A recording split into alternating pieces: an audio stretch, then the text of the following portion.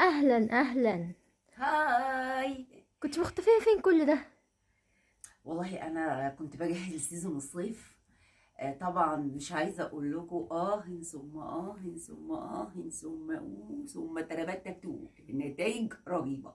تصميمات للشنط والكلاتشات والملابس، حاجه واو. وكمان كنت بنقل الورشه بتاعتي في مكان اكبر شويه. تعالي اوريكم. طب ما تفهمينا كده، يعني ايه ورشة متنقلة؟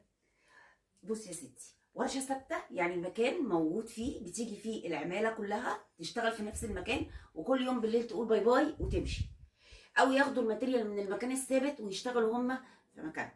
فده بيعمل عطله، لان انا التيم بتاعي من ال 26 محافظه، من كل المحافظات، ومعانا اجانب كمان من شرم. اوكي.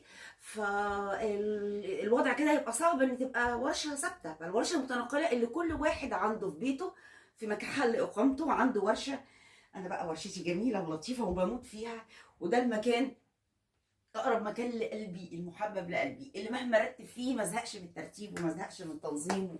وبحب الالوان كده، حبيبه جوه فيلم كرتون.